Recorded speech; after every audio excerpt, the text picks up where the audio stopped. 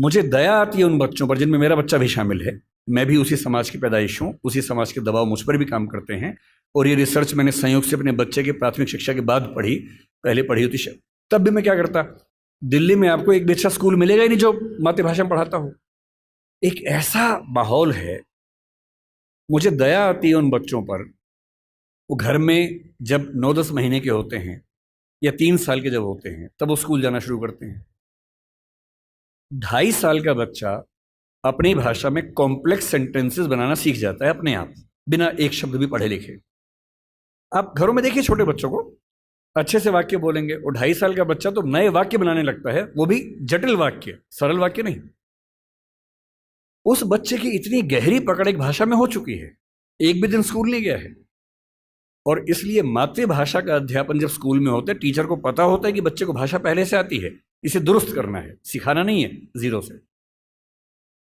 और वो बच्चा बड़े अच्छे मूड से स्कूल गया, उसे मम्मी को टाटा किया, स्कूल जाके पता लगा टाटा नहीं बोलना, बाय बोलना है। उसकी दुनिया खिसक जाती है उसके पैर के नीचे से।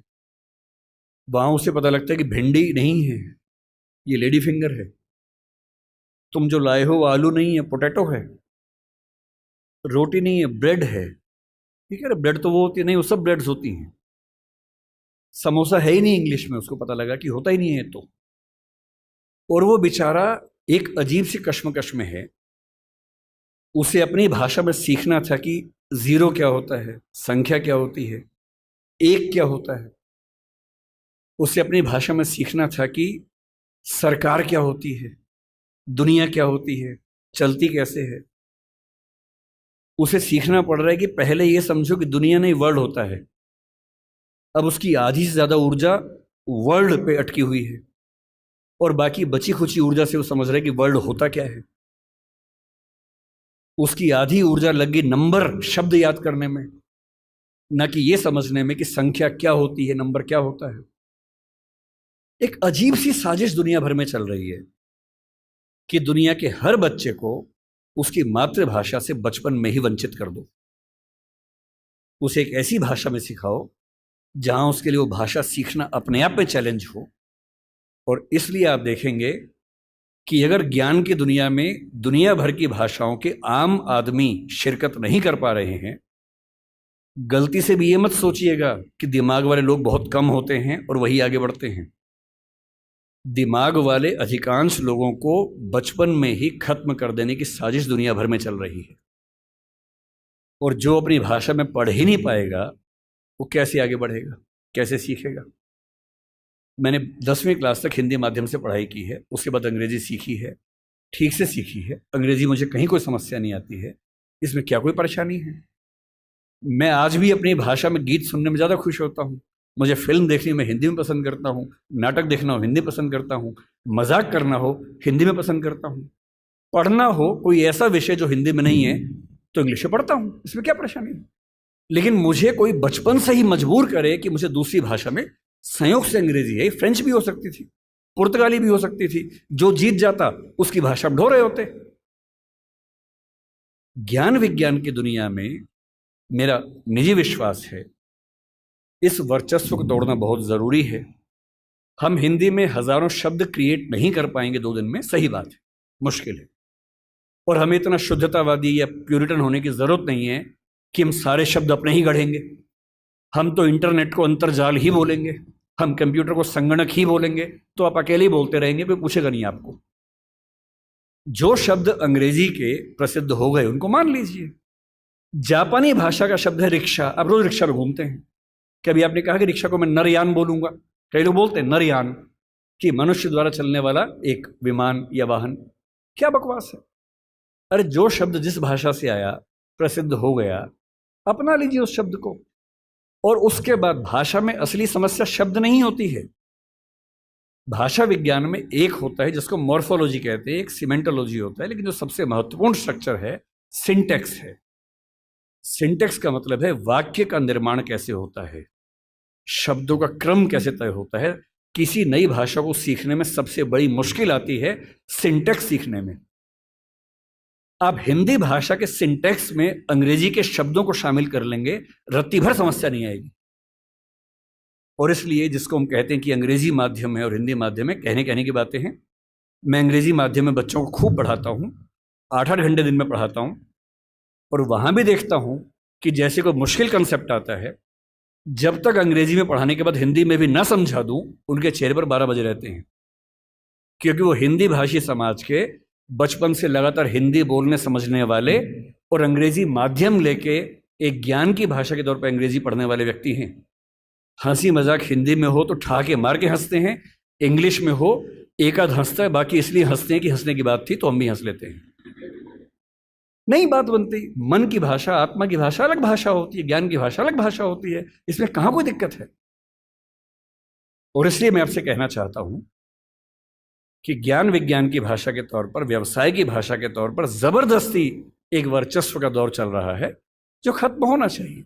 मुझे खुशी है कि हमारी वर्तमान सरकार इस मामले में, मैं किसी राजनीतिक दल से ताल्लुक नहीं रखता हूं, मुझे ना सरकार का समर्थक माना जाए ना विरोधी माना जाए, क्योंकि मैं सच में दूरी बना के रखता हूं, बहुत दूर बना के रखता हूं।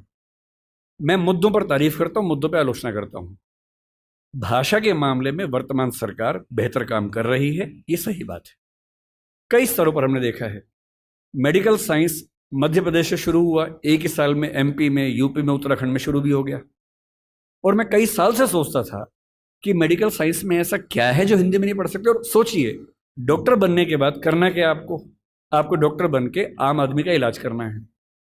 भारत की आम आदमी की हालत क्या है? डॉक्टर के पास जाता है, उसको एक वाक्य समझ में नहीं आता है। डॉक्टर 4 लाइन इंग्लिश के बोलता है, कुछ मुश्किल शब्द बोलता है, तो वो मान लेता है कि ज्ञानी आदमी है, ठीक बोल रहा होगा। उसे अपनी हेल्थ के बारे में एक वाक्य ठीक से समझ में नहीं आता है। किसी विकसित देश में चले जाइए, डॉक्टर की जिम्मेदारी होती है कि जब तक मरीज सारी बातों को ठीक से न समझ ले तब तक इलाज शुरू नहीं कर सकता है। हमारे देश में भाषा का अंतर ऐसा है कि मरीज अपनी बीमारी को ठीक से कभी समझ ही नहीं पाता है। ऑपरेशन तक की सहमति ले लेते हैं अंग्रेजी बोल के, वो समझ नहीं पा रहा होता, हाँ तो हो गया, साइन कर, हाँ साइन कर दिया। उसमें क्या लिखा हुआ है कि तुम्हारा ऑपरेशन करेंगे, तुम मर भी सकते हो, मर गए तो तुम्हारी जिम्मेदारी है। कुछ पता ही नहीं उस बेचारे को। क्यों भारत का हर डॉक्टर, तमिलनाडु का डॉक्टर तमिल में क्यों ना बात करे पेशेंट के साथ, कर्नाटक का डॉक्टर कन्नड़ में बात करे, हिंदी का डॉक्टर हिंदी में बात करे, और अंग्रेजी मातृभाषा वाले जो 2,70,000 लोग हैं उनके लिए कुछ डॉक्टर इंग्लिश वाले रख लीजिए। डॉक्टर की भाषा तो समाज की भाषा होनी चाहिए, यही कानून के साथ है। हमारी जुडिशरी इतना जबरदस्त जुडिशियल फ्रीडम, जुडिशियल इंडिपेंडेंस, संविधान का मूल ढांचा है, सब बातें बढ़िया हैं। पर जिस देश की आबादी में 2,70,000 लोग अंग्रेजी मातृभाषा वाले हों, उस देश का सुप्रीम कोर्ट सारे निर्णय अंग्रेजी में ही देगा, ये कहाँ का लोकतंत्र है? यहाँ आपका जो जुडिशियल इंडिपेंडेंस है या जुडिशियल रिस्पॉन्सिबिलिटी है वो कहाँ से ली जाती है? उस समय आपके सुप्रीम कोर्ट में मधु लिमये नाम के व्यक्ति जिद करते हैं कि मैं हिंदी में अपनी बात रखूंगा, आप उनको परमिशन देने के बाद नकार देते हैं कि हमसे गलती हो गई, ऐसा नहीं कर सकते हैं। मेरे देश में, मेरे सुप्रीम कोर्ट में अपनी भाषा में आप बोल भी नहीं सकते। आप 28 राज्यों में से केवल 4 राज्यों में हिंदी में हाई कोर्ट में बात करने की परमिशन देते हैं। पर लोकतंत्र का मतलब क्या होता है? कुछ गिने चुने एलिट्स के हिसाब से जनता अपनी भाषा बदलेगी या जनता की भाषा से प्रशासक भाषा बदलेंगे अपनी? अगर लोकतंत्र है तो लोकतंत्र में जनता की भाषा ही केंद्र में होनी चाहिए, कोई और भाषा केंद्र में कैसे हो सकती है? पर हम लोग इतने आदी हो चुके हैं, हम स्लेव मेंटेलिटी के इतने अभ्यस्त हो चुके हैं कि हम ये प्रश्न कभी नहीं करते। हमारे सुप्रीम कोर्ट के चीफ जस्टिस या कोई जज हिंदी में क्यों नहीं बात कर पाते? और नहीं कर पाते, मैं फिर बार बार कह रहा हूँ, मामला सिर्फ हिंदी का नहीं। मेरी इच्छा है कि सुप्रीम कोर्ट के बहुत सारे जजेस में कुछ को तमिल ठीक से आती हो, कुछ को तेलुगु अच्छे से आती हो, कुछ को मराठी आती हो, कईयों को हिंदी आती हो। और बेंच का फैसला करते हुए ये भी एक पॉइंट ध्यान में रखा जाए कि मामला कहाँ का है और उस मामले में ऐसे जज को प्राथमिकता मिले जो उस भाषा को जानता हो, ताकि केस मेरा है, मुझे हिंदी आती है, मेरा वकील अंग्रेजी में कुछ कुछ बोला, जज ने कुछ कुछ बोला, फैसला हो गया, मुझे पता ही नहीं कि क्या हुआ, और इतने में पुलिस आके मुझे ले गई और मैं परेशान हूं कि हुआ क्या। मेरे मामले के किसी प्रसंग में मेरी भूमिका ही नहीं है, क्योंकि सारी प्रक्रिया 2 ऐसे व्यक्तियों के बीच में चल रही है जिनके पास एक भाषा है जो मेरी भाषा नहीं है, जबकि मामला मेरा है। और कहने को लोकतंत्र है। ये लोकतंत्र नहीं है, ये भाषा के स्तर पर तानाशाही है, बुरी चीज है। और मैं जब भी ये बात कहता हूं, बार बार कहता हूं, ज्ञान की भाषा के तौर पर अंग्रेजी का सम्मान करना जरूरी है, क्योंकि रिसर्च आप उसके बिना नहीं कर पाएंगे। बहुत मामलों में सीखने की जरूरत है, उससे भी, जापानीज से भी, फ्रेंच से भी, सबसे सीखने की जरूरत है। लेकिन आपके देश के सुप्रीम कोर्ट में, हाई कोर्ट में आपकी भाषा बात ना होती हो, ये बुरी बात नहीं है, शर्मिंदगी की बात है। हमें एक समाज के तौर पर शर्म आनी चाहिए, ये उससे कम बात नहीं है। इसलिए जब कोई मुझसे कहते कि राजभाषा के तौर पर आपकी क्या कल्पना है, 14 सितंबर का दिन आज है, हम आज के दिन ये सेमिनार क्यों कर रहे हैं? 14 सितंबर 1949 को शाम को 6 बजे एक फैसला हुआ था। एक अजीब सी अफवाह लोगों ने उड़ा रखी है। कहते हैं कि 14 सितंबर को मतदान हुआ कि भारत की राजभाषा कौन सी होनी चाहिए, हिंदी या अंग्रेजी। वोटिंग हुई, आधे वोट हिंदी के पक्ष में उठे, आधे अंग्रेजी के पक्ष में उठे, एकदम बराबर हो गया। कई लोग संख्या बोलते हैं, 77-77 हो गया। और तब स्पीकर ने, डॉक्टर राजेंद्र प्रसाद ने अपना कास्टिंग वोट दिया, क्योंकि उनके पास अधिकार है कि वोट डाल सकते हैं लास्ट में, अगर बराबर हो जाए तो, हिंदी के पक्ष में दिया, और इससे हिंदी भारत की राजभाषा हो गई। इससे बड़ा कोई झूठ नहीं है। ऐसा कुछ नहीं हुआ था संविधान सभा में, सफेद झूठ है। 12 सितंबर को शाम 4 बजे इस मुद्दे पर बहस शुरू हुई।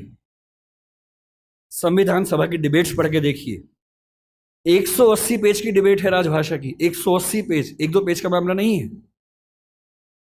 संविधान सभा के वॉल्यूम 9 में ध्यान से पढ़िए, पेज नंबर लगभग 1130 से 1390 के आसपास का मामला है। 180 पेज की डिबेट है, उसमें खूब मुद्दे हैं, छोटी मोटी वोटिंग हो रही है के मामलों में। संविधान सभा का बेसिक उसूल था कि अंतिम रूप से वोटिंग नहीं करेंगे, सहमति से काम करेंगे। वोटिंग बीच बीच में होती रही। पहला विवाद यह था कि राजभाषा कौन सी हो, हिंदी हो कि अंग्रेजी हो या हिंदुस्तानी हो। अंग्रेजी पर तो बात थी नहीं, हिंदी या हिंदुस्तानी। महात्मा गांधी हिंदुस्तानी कहते थे, पर 1949 में वो थे नहीं। उनका हिंदुस्तानी का मतलब था हिंदी उर्दू का मिक्सचर, जो देवनागरी और फारसी में लिखी जा सके। दूसरा स्कूल ऑफ थॉट हिंदी की बात करता था। अंत में सहमति बनी, हिंदी ही भारत की राजभाषा होगी। राजभाषा यानी सरकारी कामकाज की भाषा। दूसरा सवाल था कि लिपि कौन सी हो, देवनागरी हो, कुछ ने कहा कि देवनागरी और फारसी हो, कि हिंदी को फारसी में भी लिख सके। कुछ ने कहा देवनागरी और रोमन हो, हिंदी को रोमन में, जैसे व्हाट्सएप में लिखते हैं वैसे लिख सके। खूब विवाद हुआ, अंत में हुआ कि देवनागरी ही लिपि होगी। तीसरा विवाद यह हुआ कि जो अंक हैं हिंदी वाले, जो 1 से 0 से 9 तक के अंक हैं, वो हम अंग्रेजी के ढांचे में लिखेंगे या हिंदी के ढांचे में लिखेंगे। इस पर मतभेद था सबसे ज्यादा। इस पर वोटिंग में बराबरी हुई थी। और अंत में वोटिंग से नहीं, संविधान सभा के बाहर की बातचीत में समझौता हुआ। मुंशी साहब थे, के एम मुंशी थे, आयंगर साहब थे, उनकी बातचीत में समझौता हुआ कि ठीक है, अंतर्राष्ट्रीय अंक मान लेंगे। और उसके बाद गहमा गहमी के बाद, 2 घंटे की रिसेस के बाद, 14 सितंबर शाम 6 बजे आखिरी सेशन इस मामले पर हुआ, 2.5 दिन की बहस के बाद। और तब ध्वनि मत से, बिना किसी वोटिंग के प्रस्ताव पारित हुआ कि हिंदी भारत की राजभाषा होगी, देवनागरी उसकी लिपि होगी, और अंकों का अंतर्राष्ट्रीय स्वरूप उसका स्वरूप होगा। इस झूठ को मन से निकाल दीजिए। ये झूठ मैंने भी 1000 बार सुना था अपने अध्ययन के दौरान। हमारे अध्यापकों को भी ऐसा लगता था, मुझे भी ऐसा लगता रहा कई साल तक। संविधान सभा की डिबेट्स पढ़ी तब समझ में आया कि ये भ्रांति है, ऐसा कुछ नहीं हुआ था।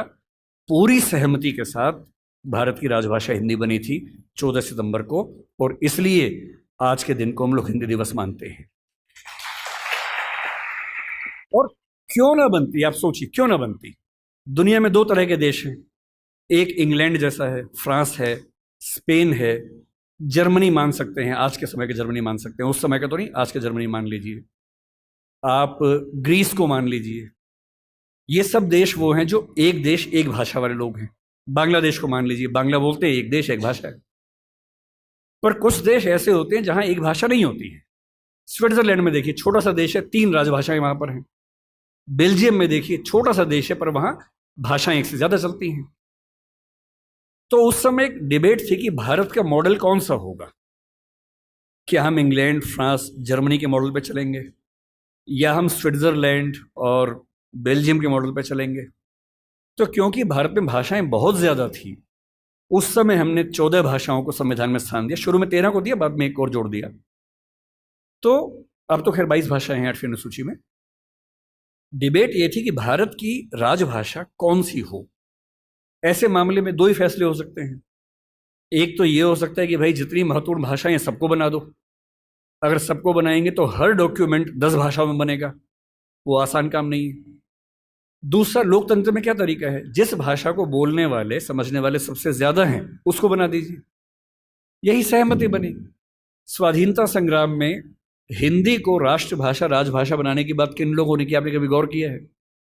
हिंदी को राष्ट्रभाषा बनाने के सबसे बड़े समर्थक कौन थे? महात्मा गांधी, गुजरात के थे, गुजराती आदमी। के.एम. मुंशी गुजरात के थे, पटेल गुजरात के थे, आज भी गुजरात के दो लोग लगे हुए हैं।